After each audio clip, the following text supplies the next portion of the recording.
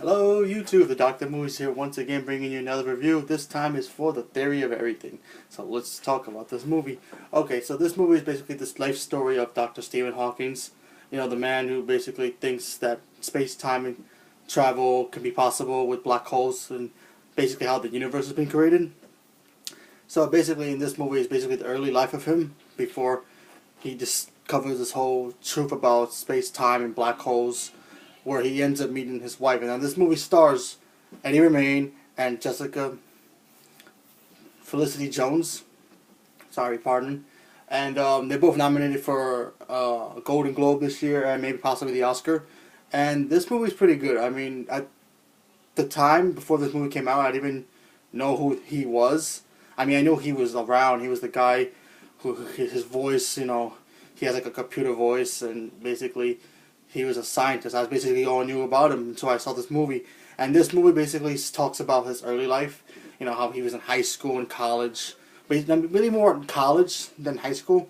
The scenery in the movie kind of looked like it was in high school. But he was really in college. And he was already brilliant at science. And he was studying, you know, the space and how the universe was created. Then he came up with this theory about black holes. And how that became a part of what the universe is nowadays, and how that all began. So in this movie, he also meets his wife, his future wife, and they form a connection. At first, she looks at him and is like, you know, she thinks he's cool, that he's, you know, he's very interesting, and she likes to laugh out with him. And then you see the chemistry. The chemistry works very good. I like it a lot, where two couples work together, because in other romantic comedies or romantic movies, you see these couples come together and la la la la. But this actually shows them both like they actually have feelings for each other, not some phony stuff. They just want to sleep with each other, like other movies do. But this movie shows how true love basically can come through anything. And basically, I don't want to tell you the whole thing. Basically, he gets into a situation where something happens to him. He gets the Lou Gehrig's disease. And if you don't know what that is, that's basically something happens to his brain that shuts down his whole body.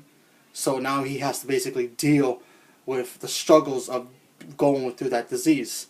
And you see him literally go through changes in this movie.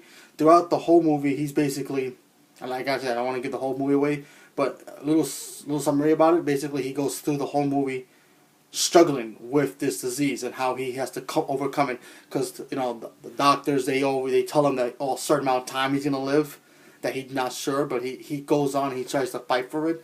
And I'm looking at this, I'm like, we're thinking, wow, this is actually a serious disease that's actually affecting a lot of people. And I give him props for actually doing what he did in the movie. So maybe that's why he's being nominated, because he was really good in this movie, Eddie Redmayne, and I think he deserves the nomination. Maybe a win, I'm not sure. A lot of other movies out there, but that's another debate. Anyway, basically his wife, like, she stays with him through thick and thin, but, you know, even though he has this problem, and she doesn't see that. She sees him for what he is. And that's true love right there. I'm telling you right now, that's true love right there. And I really enjoyed this movie, because, like I said, I did not know who he was. I knew who he was a little bit, but I didn't really know who he really was and what he really went through in his life. And he's still alive today doing what he does, and now I'm really more interested in reading more about him now. He actually has a book. I might look that up and check it out, because now he made me realize what space is now. Space, well, the way he describes space is like beyond anything. Who knows what happened, what really created the space and everything. Who knows?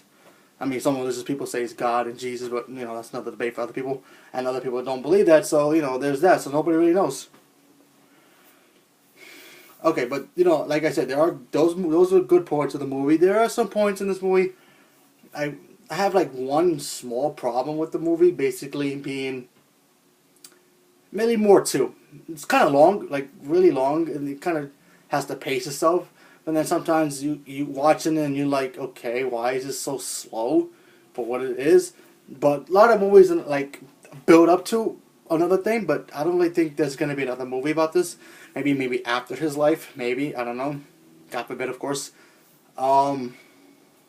But yeah, it was kind of slow, and I really wish they touched more about his science, like how he really explains. I mean, he does explain the science behind the space and everything, but not as much.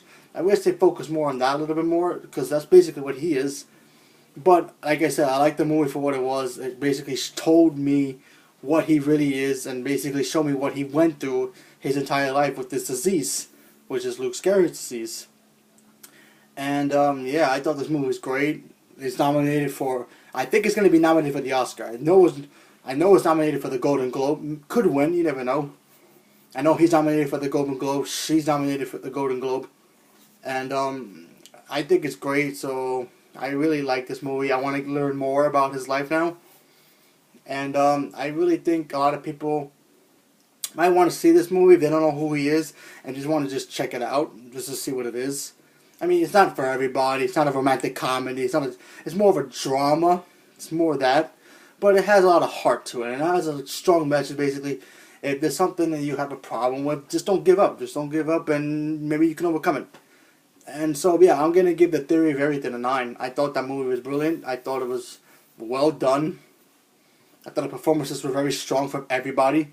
He was more better than her.